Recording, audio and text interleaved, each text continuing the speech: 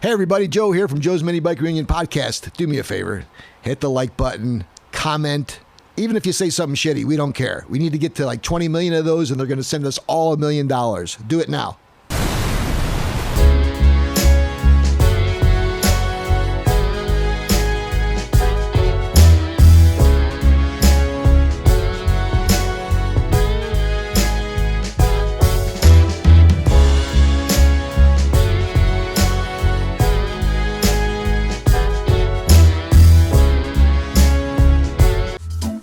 Driving directions on your phone? Oh no! That's not fun! Navigate hands-free with Apple CarPlay.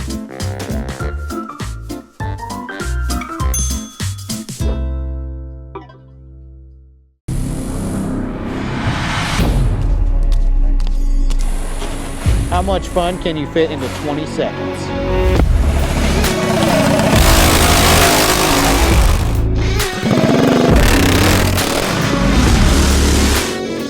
At GoPowersports.com, we sell fun. Father and son duos are some of the more entertaining topics when you talk about sports and racing in particular. Think Dale Earnhardt and Dale Jr. Think Barry Bonds and Bobby Bonds. Think Archie Manning and Peyton Manning. It's the same thing in the mini bike game. We've got one of the hottest father and son duos coming up next. Don't miss it. It's Little Zoom and AVR Zoom on the next Joe's Minibike Reunion podcast.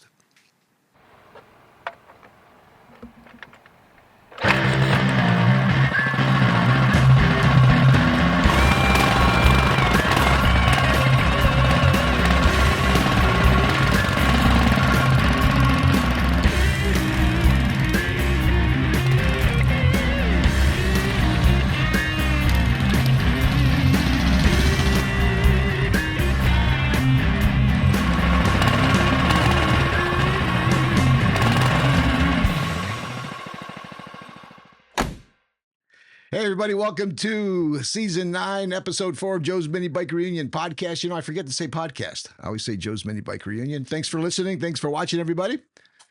We're in the garage. We've got a great podcast in store for you tonight. We've got AV in the house. You know, you hear about tandems and father and son combos, and they're always exciting and they're always somewhat controversial and they're somewhat entertaining. And tonight we've got two of probably the more popular duos in the mini bike game.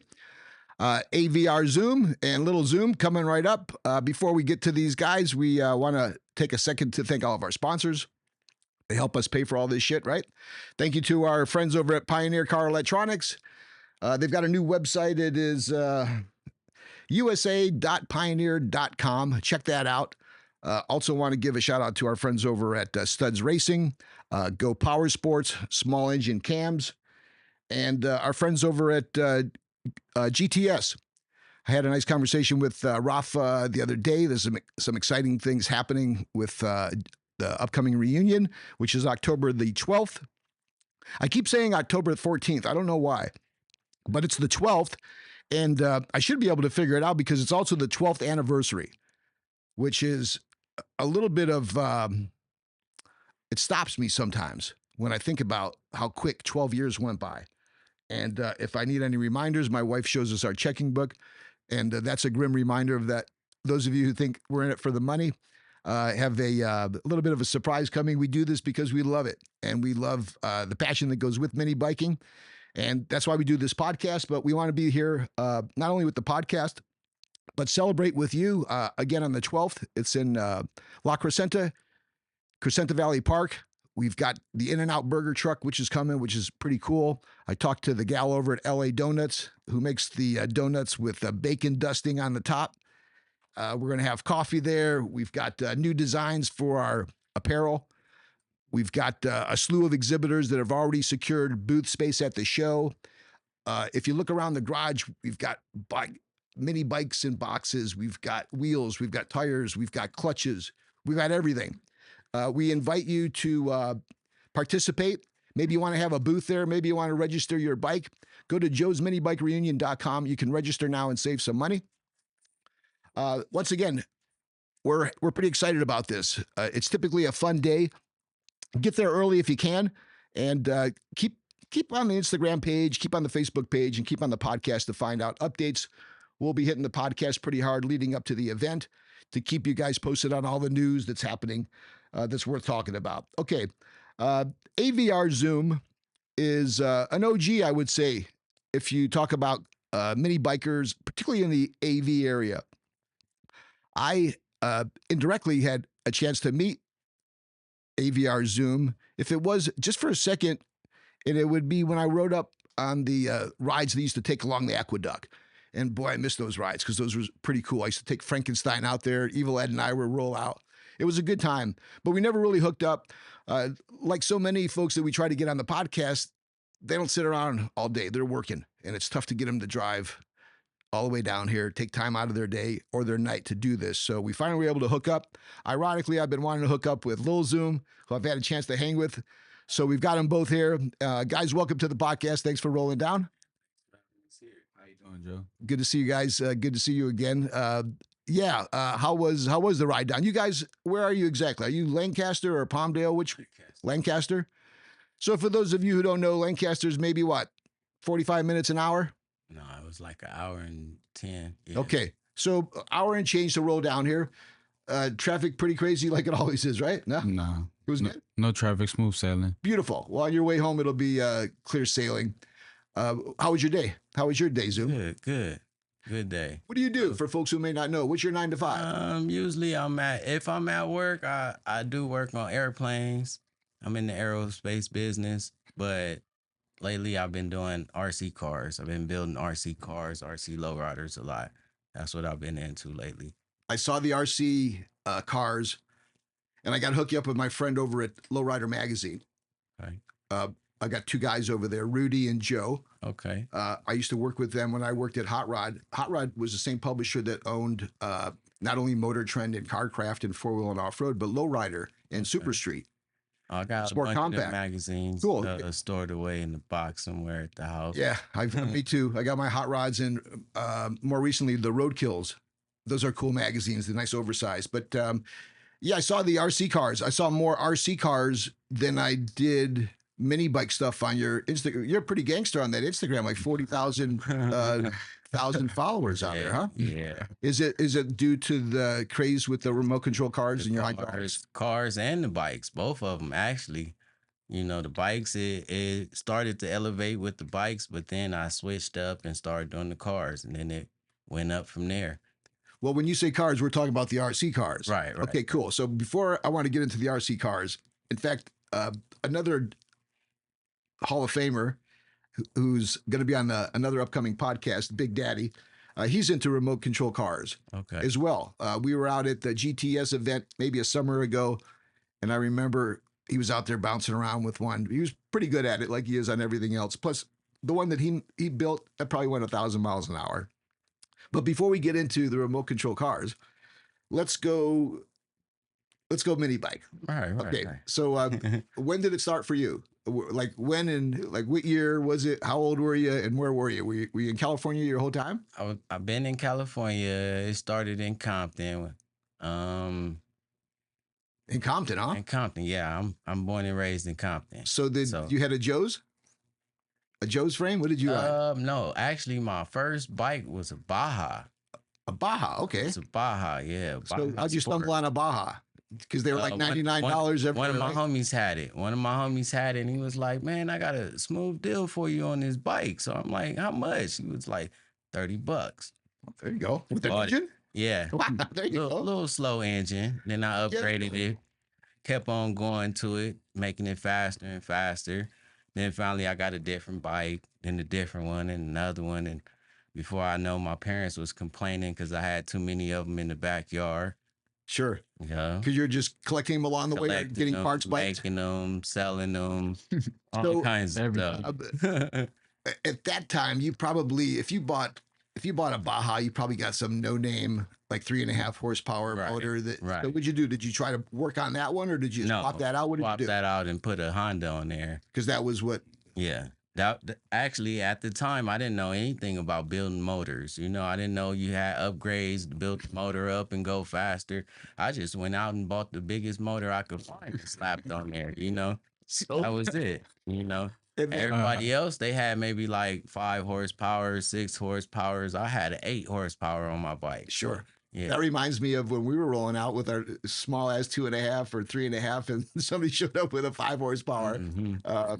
Well, okay, so you were hanging with the Baja, which is kind of like the OG Coleman, like Coleman, Right, like the modern day, right? So you started to go fast. You're learning the hop up on your own, or you got other guys who's with you at that time? Actually, once I moved out to Lancaster, I met up with a guy named Chris. And Chris, he knew how to build motors. Do you remember his last name, Chris? Williams, Chris Okay. Williams. Is he still around? No, he moved. I think he's in Las Vegas now. Okay. Yeah. So he knew a little bit more than you. Oh yeah. He knew about building motors and everything. And I think at the time we started a little mini bike club for a second. It didn't last long, but yeah, we started a little crew for a second. It was called the Mini Tards. The Mini Tards. Okay. Right. Yeah. So you and Chris and who else? Me, Chris, my son, his son. And you guys just what? Couple invading more Lancaster, guys. riding Couple around? more guys. Yeah, we used to ride around and race up and down the Like street. no houses there back in the day, right? I mean, so you Well- guys could ride everywhere. Right? Well, no, I wasn't there back in the day. You know, Okay. I'm recently moved there, so yeah. But we used to race up and down the street, and I remember putting my videos on Instagram, and then people would attack me like, "Man, that ain't fast. That's slow. You going slow. Come over here and race. Come over here and race." So then, finally, I started talking to my boy like, "Hey, they talking about racing. Let's get my bike faster." You know, I got to be ready. I can't go over there half-ass. You know, they might have some shit over there. You know, Sure. so we And where went was all back. that shit and smack coming from? Was it local, SoCal? Was it out of state? Oh, it was in Lancaster. Okay, so local. Yeah, Okay. a couple guys in Lancaster and definitely from Compton. Everybody in the city, they was gonna be like, "Oh no, come out here, bring that out Calling here out. and race." Do you remember who's calling? Everybody, Right. come bring that bike out here, race. That's not fast. Home this and Alone? that. Were you racing like with the Home Alones and those jockeys No, at I the time? actually never raced with him. I never Yeah. raced against His him. name always comes up when you talk about jockeys. Hopefully, we'll have a chance to see him Have I as raced? well. No way. No, I don't think I never raced against Never him. got a he never got a chance to race Home Alone. Well, Yeah. that happens. So, especially in the boxing game, you always wish one particular fighter could have Right. been around to fight another guy at a time, but that's just how it goes, the ebbs and the flows. All right, so you're out riding. You want to go a little faster. Now social media causes a shitstorm and everybody's talking, right? Right. At that time, what's his status? What's Zoom Jr.? How old is he at the time? Is he young enough to be a part of the game? Do you remember any of that? He was Well, there. I was always there. I was about like around that time. I was about like 12. I had a bike, but it wasn't nothing too crazy. It was just like actually my first bike was I started riding when I was like 8 years old when we was in Compton because he had my first bike and it was crazy because it was actually a baby Joe's, and I had a 3.5 Briggs on it, and that's how I started getting my seat time. I was going up and down the street, So I was Break it always down all the time and fixing it, or getting yeah, up with it your was a buddies? thing, he always had me working on my bike, so I was always into mini bikes. But so when we got to Lancaster, I got a little older, and I was into it more crazier. Sure. Well, you got a little bit So- older. You had a little bit of seat time under your belt. Right. In a new environment. Right. So I had a bike when I got out there, but like I said, it was not too crazy as well. It was a little 5.5 Honda on some random ass frame. I can't even remember the Sure. frame. Scrub brake But and all that. yeah, it was some frame. But after that, I had sold that frame and I had got another frame, which was a doodle bug. Okay. But he had told me basically like, if I can't put this bike together, then I can't ride it. So he had me spray painting it, everything. And one day when I got done painting it, I'll never forget. It came out all bubbly and stuff. So he like, man, what is that? You can't come on here all like that, half ass. I'm like, okay, you right. So he ended up selling that bike, and I didn't have a mini bike for some time. So after a while, I got old enough when I started riding like build bikes and stuff. But that came a long time when we start, building bikes and coming around that time. But around that time when we was first coming around, I had a bike and I was always into bikes. But Well, I'm glad you brought some of that stuff up. I was actually going to get to how you guys, this day and age, it's really kind of, you don't see a lot of young kids still hanging with their dad. They're more likely to hang with their uncle or their cousin or their buddies than their dad. And you guys continue to have that cool bond. But I bet that wasn't always easy. Like I could tell from that story, you're trying to teach them. It ain't about how quick you can paint the bike. It's taking the time to do the prep and make sure you got the primer on there, and that you're running and gunning. Oh yeah. But you ain't ready yet. So No, we had, what was the saying? Do you remember? I can't remember. If We didn't you have. can't start it, you can't ride it. You you can't ride it. Yeah. Yeah. Can't start it, you can't ride it. I remember he used to be out there some days tugging and pulling, trying to get it started. Now I hear it start up. He All right, found it's out time- he had the kill switch on. It's He didn't time have for me that. to come step out in the front yard and look at him go up and down the street, Yeah. Were you were there others? Were there other kids his age riding along with other dads involved? Or did you find yourself being like kind of the rarity where it was just you and your son, where everybody else it was just the Yeah, pretty much. And that, as you look back at that now, did you find that him being your dad and being kind of well known in the mini bike game, did you have any pressure that you felt I mean, you had because he was your dad? I mean, I can't really say it was no pressure behind it, because it's like as I was coming up, I had the same pressure because of where I was from. Like AVR, it holds pressure, It's like because of where we from. Because we from the AV, they think they treat us like we outsiders, I mean, I get it's competition, but it's like anybody else, they don't get the same treatment. Yeah, we was the newest club We was on the the newest scene, club on the scene at the time. So and we- racing. Yeah, racing scene. Racing. So, when club, AVR finally came along, it was like us versus everybody, and it's still like that. Yeah, I think, But it doesn't affect me. I like that. yeah. You are who you are. I think Fresno and Bakersfield also take a turn on the heavy bag, getting punched around because of where they are. And we could point to many people that are from there. It's not where you're from, it's who you are. And ultimately, especially now, if you look at the status of AVR, who the current players are, and the reputation that they have, whether it's builders or jockeys or, Right. I don't know, engine builders, they're all out there. The names are well established and rightfully so. But you also, we've truly become a sport, mini biking. This isn't just like, some side ass shit. Everybody's doing it. When the young kids are doing it, and you can see that they are by the hundreds and the thousands, that's when you can really tell its popularity. So, the competition and where you're from and how that works for you or against you, it seems like it's working for you. In this case here, you both are side by side, still having fun. Did you have a certain gene? Because not everybody wants to be a jockey. Everybody likes to ride around on it. But when it comes to really going fast, now all of a sudden you got to be a little bit of a different breed. What got you to that next step where you went from just getting these mini bikes to fixing them up to riding them and going faster to actually wanting to be like a jockey? He wasn't. Yeah, the be a jockey. situation came at me. I always had a bike that I used to ride and make it fast and ride around. I knew how to ride, but actually, I believe it was after a ride out we had in the AV. Before I knew it was a meeting called, and the meeting pretty much is how AVR started. And they asked me, did I want to be a jockey? And I'm like, well, I'll jump on some of the bikes and ride them, see what I can do. But at the time, I had never been on nothing that went super fast like what they do now. You know what I'm saying?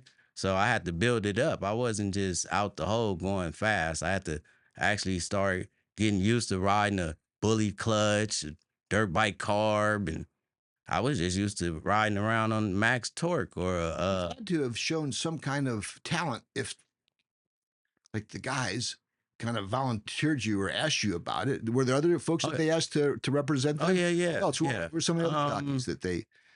Well, as far as jockey, it was me. All right, I so- was the lightest one that was out there. That was my next question. I didn't think a lot of it had to do with your weight, but it had Yeah, to be more yeah. than that, because you could be a lot less weight and still not be able to handle a bike. So Right, you had to right. have some talent that they Right. call, huh? Well, you know what? I wasn't scared to get on it and ride. Sure I've been riding them for years. So, just building it up, going faster and faster and learning how the bikes went. I wasn't scared. Did you take a few good falls that I did. got your attention? I did. Any of them make you wonder about it? Oh man, after them falls, that's what changed my life. Actually, I'm not gonna lie. The first fall, I was fine. You know, it kind of hurt me for a while. I had to wait till I healed back up. My Broken hand, bones? no broken bones. Every time I fell, I was blessed not to be hurt. You know, just a little scar rash or something. You know, missing skin, but that happened to heal take a while because I scratched up my hand a lot, and I got back out there rode. But after you ride again, after taking a big fall, it kind of made take a hindering on your confidence a little bit. So you start going fast, and all you can always think about again is that speed wobble. You know, oh man, am I about to speed wobble again? You every little bump, you feel it like, oh, And you it's a stay speed on wobble. it? Huh? Sometimes you got to get out of it, get back on it. You know, a speed wobble, you got to think fast. That's the thing. So it isn't necessarily true though when you get those high speed wobbles that you stay on it. That you're saying that there are times when Oh man, may have you to know let out. what? In different that feel? situations, it's just a quick thinking. Any jockey that's on the bike, they got to be able to make split decisions. Split decisions. It all depends on what the bike does. You know, it may wiggle a little bit, it may wiggle a lot. You know, Okay. sometimes you can ride it out. Sometimes you got to get off of it and get back in it. Yeah. So how long did you stay as an active competitive jockey? I mean, a few years? Oh, years. How many years was it? Oh, Probably like I could say about 3 years. All right. About 3 years as a jockey. And then what happened? You decided to take a pause from it, or did something? I believe we went out testing again, and I took a fall on Anna. Yeah. I took a fall on Anna, and that was my second fall. Every time I fall, I fell over 80 miles an hour. So I'm like, you know what? I've been blessed not to get hurt. Yep. Every time I fall, I'm gonna pretty much call it quits, you know? And a couple of times they done got me back on the bike. Like, oh, you're gonna test this bike. You gotta test this bike. We need you to test this bike. We need you to and tried it. And you know, after a while, I'm like, yeah, I can't. Yeah. Well, I have that same feeling. You know, it's funny. It's like every 10 years I get into something different. Yeah. And I'm at 12 with this, and I still think I've got a few more in me, and that's okay. You know, it's okay to either take a pause, or even maybe do something different. So I want to finish up with the remote control cars, and then I want to spend a little time with you. We're here at Joe's Minibike Reunion podcast, season 9, episode 4. AV's in the house. We got AVR Zoom and Lil Zoom with us. I want to remind you guys to get your shit together. Go out and buy a bike. Go pull out the bike, get it fixed up. Get your chrome work done. Get your wheels bought. Get your camshafts purchased. October the 12th, I want to see you out there at Joe's Minibike Reunion. We're hopeful that everybody will have a chance to make it out there. I was talking to Day online, and hopefully we'll have a chance to see him. I talked to Eric. I talked to Ozzy recently. A few other folks. I want to give a shout out to our friends over at 818 and Almighty Minibikes. They hooked me up with this cool little banner. We also have this pennant, which is signed by a few of the folks who were on recent podcasts. I think it was Ozzy, as well as Long Beach Sprocket, a couple other folks. We're going to have Zoom and Lil Zoom sign it. We're going to fill this up with signatures, and we're going to send it out to one lucky listener. Go to YouTube, like it, subscribe to it, do whatever the fuck you're supposed to do. I don't know. And if you make a comment, they randomly select a winner, and we'll send this to you. I have a few folks that I owe things to. I don't like mail shit out every day. I got a life. So I mail this stuff out once a month, maybe, and I'll get to you. But believe me, I challenge anybody. And it includes sending like decals to Brazil, which cost me $60 fucking. Okay. But I do send my stuff out. If I say I'm going to send some stuff to you, and the dude that I sent that stuff out to, his name is Bruno. He's a skateboarder from Brazil. He's coming from Brazil to the mini bike show. Thanks. So those were $67 worth of decals that paid off. And I could care less because we've got a lot of stuff here. If I've got it and I can send it to you, I will. But also come to the event. We get about 200, 300 bikes, give or take, if you count those that are in the swap meet area and behind the exhibits. So you have a chance of like 1 out of 300 to win all kinds of stuff.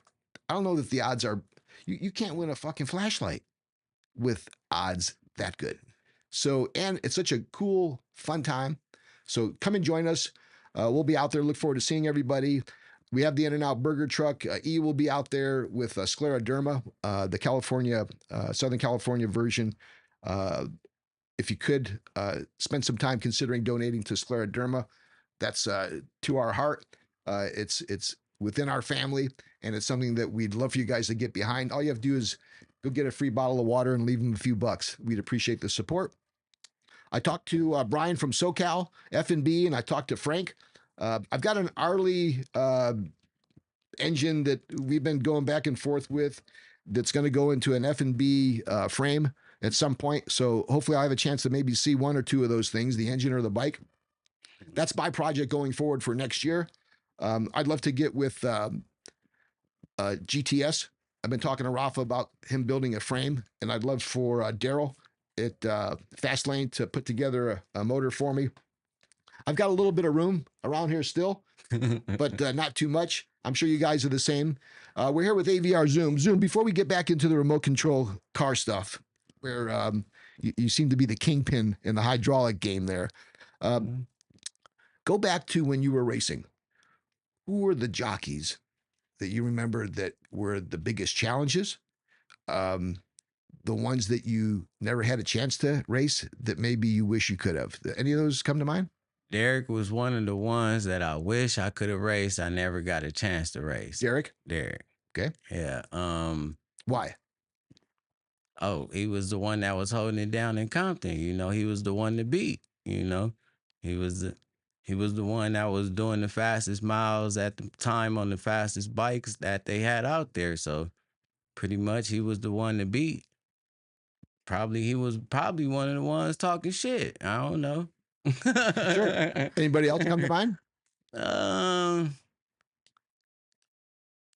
Not really. I mean, every time we came out, it was always something. You know, it wasn't nothing we prepared for. Sure. Anything. It's almost we like we just went out and did what we had to do every time. You know. And what classes were you guys in? Like there's standard board, there's run what you brung. I mean, the thing is, we had a little bit of everything. But the thing was, when we first came out, really started coming to LA, was my bike.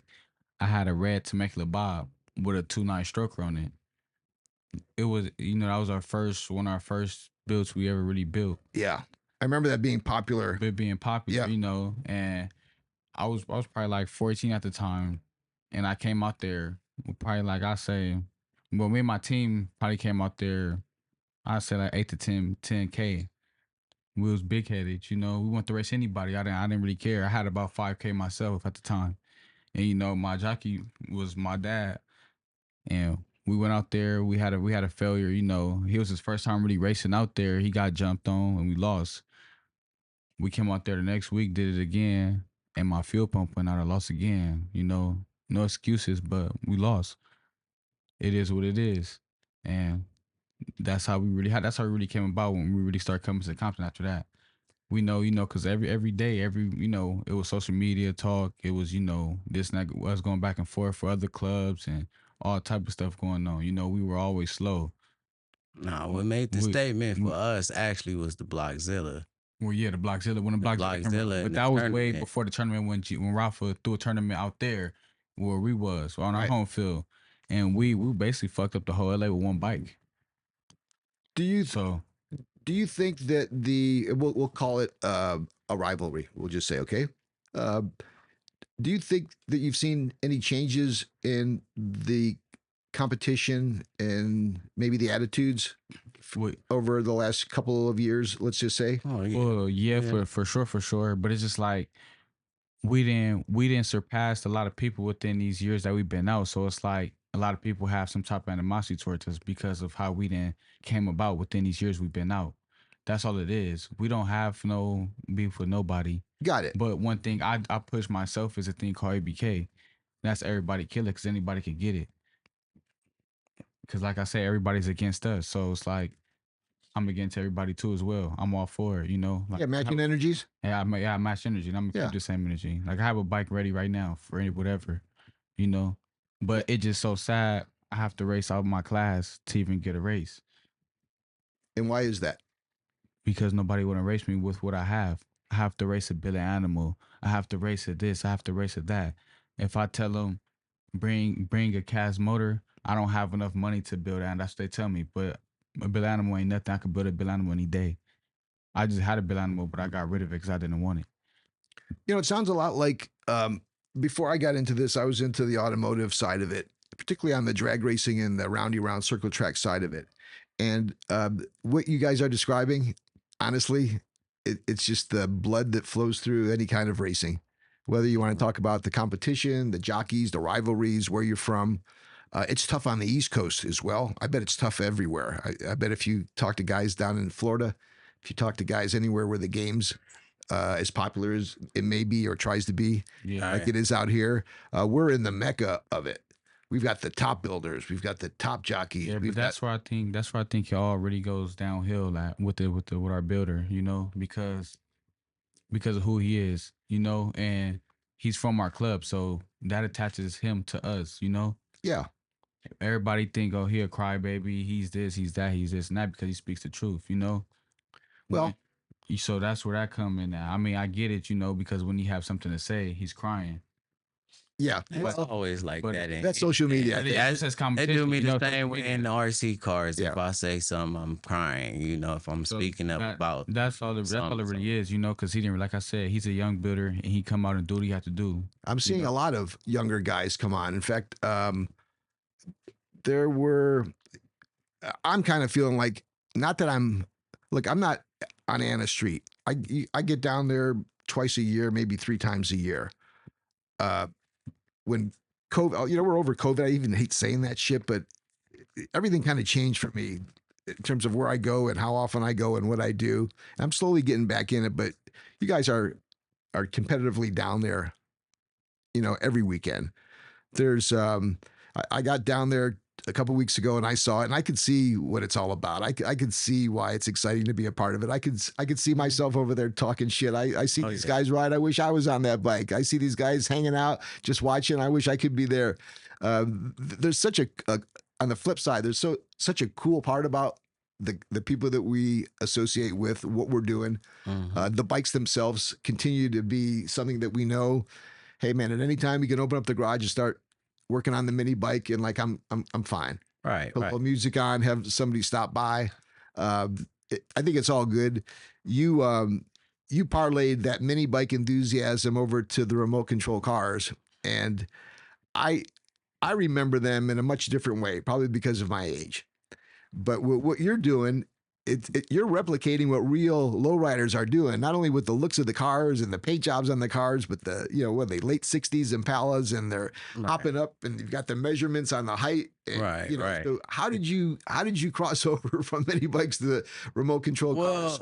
So dedicated too, because it's all about that for you now. So my first love was always lowriders. I always remember my dad taking me out on Sundays to go cruise down Crenshaw, look at the lowriders. We'll hang out, see the cars and everything. He had a car at one point, lowrider. So What do you have? You remember? Because they were usually I think Impalas it at the was- time, or no, he had a older Monte Carlo. okay, Older Monte Carlo. Yeah? Yeah. we had a 74. I think it was a 8. I'm not sure. The 70s were the cool ones. Right, right, Yeah, right. with the 454 big blocks and all Yeah. those. So, and so, then so just you remember them when you were a kid? yeah. And then I always did model cars. Oh, okay. I was That- doing model car lowrider. So I would go to school and me and my buddies, they'll have cars and, you know, recess come with, hey, let's hop. You know, we'll hop at recess. You know, I had buddies in the neighborhood that was building cars and we would just hop, you know, have high school. No, in junior high. Fuck, I was building Yeah. model cars with a glue. Yeah, those ones. No, the glue kind. You Model used cars. those? Yeah. Sorry, how got it. So you put the whole underbody. Oh no, you just put the little string in there. You had your little string with the little, what we call them, the little Johnson motors. wrap the string around a little hanger set up in the front, and the string will pull the hanger down and make the car lift up. Oh shit! Yeah. So, well, it come a long way from that. I'll tell you Oh that. yeah. Oh Right. yeah. So what are they powered now with? Fucking solar Oh panels? man, no. No, they're lipo batteries. Lipo Okay. batteries. Yeah. But oh yeah, the game has advanced greatly, man. It's a guy named Jeffries. He came out with this idea, and I'm pretty sure he teamed up with this company called Red Cat, and they brought the lowriders. He used to make the lowriders from scratch, and I always wanted one, but by the time he's building it, he has such a big audience want him, you know. Like he'd build the whole frame and the whole The body whole and car from scratch, Amazing. you know. Yeah. And I never could get one. So finally figured out a way to mass produce them, and yeah, that was just a dream come true since a kid to have a wireless lowrider. You know what I'm saying? The ones we had the wires coming out the back. You had to switch them from side to side on the batteries and stuff. But to have it whole, fully remote control, no wires, drive around, and those didn't even drive. They just sat there and hit switches. You know, now we can drive them and do all of that. What were those? I think 124. You know, I've never really. It's almost like I'm cool with half-inch. 3/4. You start going fucking 13, 16, 15, 18. So I was the same way with scales on models. Yeah. How does it start? Like, what's the lowest one? Is it like 18th scale, and then the bigger they are? Right, Okay. right. So how big are these? And Now the cars that we have now are 110. So they're real big. Traxxas, one of the more popular remote control car manufacturers now, they used to come to an event that, in fact, I invite you guys too, if you're SoCal. We'll be in Orange County for the Sand Sport Super Show, September 22nd through September 20th through the 22nd. And the week after, we're at Pomona, LA County Fairgrounds for the Off-Road Expo. That's the end of the month in September, the 29th and 30th. Check it out. If you like to go, let me know. I'll give you some tickets. But we had Traxxas with us at the Off-Road Expo, and they set up a course. And they brought out, and they're like full size. I mean, these things are huge now. In fact, that reminds me of the one that Unc was racing or fooling around with. But they were full size, remote control operated, and screaming and jumping. And I've even seen them at SEMA now. The popularity with the remote control car scene seems to be enormous. And then when I started to look at your likes on your videos, it's tens and tens of thousands of. Yeah. So are you monetizing this? You got the hydraulics. No, you still in it for the love. You're not selling anything. Love. Yeah, no. I do have parts on stuff. You know, we sell parts. Hop Shop. You know, Zoom's Hot Hydraulics. That's my little company I got that I'm running. Bring your car to me. I make it hot for you. You know, make it cool. hop and all of that. And folks can send in vehicles too. That get fixed up. How do they find you?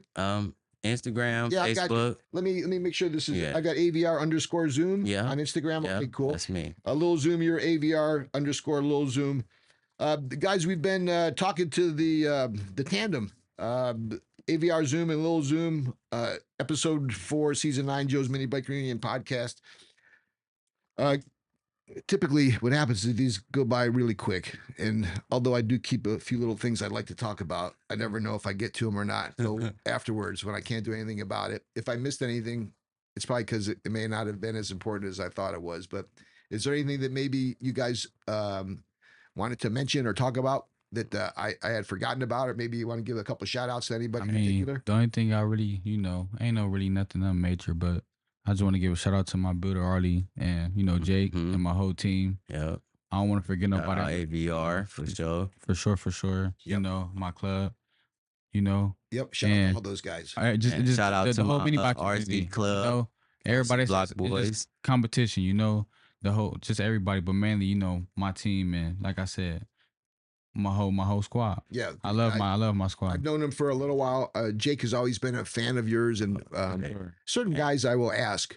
I love asking whether it's asking people that I confide in who would be appropriate Hall of Fame inductees, who should be on the podcast. I've kind of exhausted most of the folks that I've known, and it's nice to tap into some of these other folks that other guests are aware of. And Jake was always wanting to have you as a guest. And Jake, thank you for that. Without Jake, man, Jake was one of the main ones who made me feel comfortable getting on bikes, man. To be truthful, the bikes I used to ride around and race up and down the street, they used to be janky. Yeah.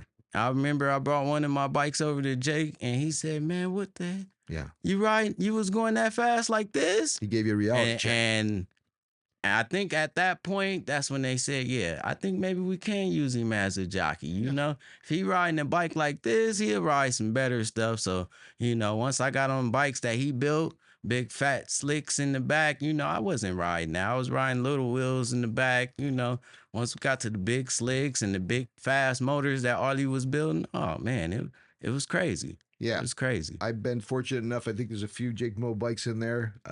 Big fat tire, one of them. And yeah, there's a certain comfortability that you have. It's like driving a nice car. Right. And then jumping into the rental car at the airport when you're out of town. Right. It's like, oh man, these brakes Yeah. don't feel too good. Yeah. Well, shout out to all those guys in the AVR. Hopefully we'll see all you guys out there. I know you're busy, but if you get a chance, I'm almost for certain I'll be seeing you on October the 12th, hopefully at the Minibike event. Yeah, I'll come showcase some horsepower numbers. Do that for other go guys. Dyno? Yeah. Hey, speaking of, keep Lou from L&L Motorsports in your thoughts. He's dealing with some stuff. I talked to him recently. Nothing too major. In fact, I'm confident he's going to be fine. But if you're into praying and thinking good shit and karma and all that stuff, do that for Lou. Lou, we're looking out for you. We're thinking good thoughts for you, and we'll see you there. And I'll again thank you, Tim, from Small Engine Cams, for your generous support of sponsoring the dyno. I don't know what it was. It was 35 horsepower or 34 and change that won last year. I think it was 33.8 already won. See, I love this guy. There you go. Shout out to Art. We added a couple classes this year too. A fat tire class, and then best enduro under 300 cc, because a couple cool dirt bikes showed up, and I didn't really have anything for them, So, and I tried to expand the trophies, but again, dude, that takes up all my time, and then I have to have experts be judges when they should be walking around making small talk, having fun, catching a buzz. I've got them judging bikes. So I'm trying to keep it. I know it's important. I know that the trophies are important to people, but I hate it. I hate it with a passion, but we're going to continue to do it. We've got 20 awards this year. We added a few new ones. I'm working with a local guy to get the trophies better. So again, it's the 12th of October, Joe's Minibike Reunion. Had a great podcast. Hope you guys did the same. Once again, I'd like to thank our sponsors. Let's see, Pioneer Car Electronics. We mentioned our friends from Small Engine Cams, friends from GTS Hobbies, Go Power Sports, Studs Racing. I think we got our friends from Russ Brown, Motorcycle Attorneys. If you go down, call Russ Brown. Hopefully that's not me doing the calling. Hopefully it's not you either. Had a good time. Hopefully you guys will comment on the podcast at YouTube. Again, it's JMBR Podcast. For updates on the event, you can go to the website, joesminibikereunion.com. Check us out on Instagram, JMBR Official or JMBR Podcast. We'll have another podcast coming up for you in September. We took a little pause. It was too hot. It was just too hot in August to film the podcast. So there was a little bit of a gap. Look, we're not professional podcasters. We do this to promote the Mini Bike Show. But I do want to get in another series of podcasts with some really cool guests that are upcoming. We're going to inundate you with not only podcasts for September, but also up to the event in October. And then we'll do a recap podcast after the event, recognizing all the award winners and all the highlights. And then we'll do a season end special. We've got a lot of exciting things happening, and we appreciate all your support. We'll see you next time, everybody. Late. Peace.